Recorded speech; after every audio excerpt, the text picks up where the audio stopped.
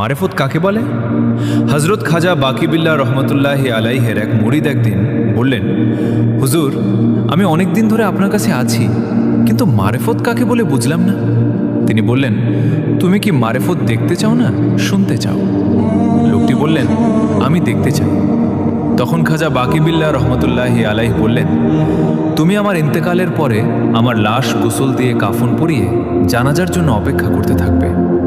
দেখবে ঘোড়ায় চড়ে মুখ ঢাকা একজন লোক এসে আমার জানাজার নামাজ পড়াবে। লোকটি চলে যাওয়ার সময় তাকে বলবে, মারেফত কাকে বলে? তাহলে তুমি মারেফাত দেখতে পাবে। সত্যি সত্যি হজরত খাজা বাকিবিল্লাহ রহমতুল্লাহি আলাইহ ইন্তেকালের পরে গোসল দিয়ে কাফন পরিয়ে জানাজার নামাজের জন্য সবাই অপেক্ষা করছে।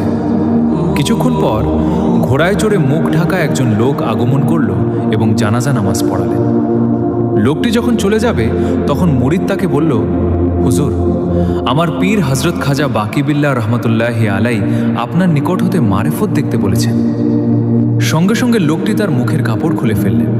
এবার মুরিদ চেয়ে দেখে লোকটি আর কেউ নয়, স্বয়ং হজরত খাজা বাকিবিল্লাহ রহমতুল্লাহি আলাই তার সামনে দাঁড়িয়ে আছে। সুবহানাল্লাহ। তখন মুরিদ বলল, হুজুর, এটা কি? হুজুর বললেন, এটাই মারেফত। মারেফত থাকে গোপন, যা তুমি দেখতে চেয়েছিলে।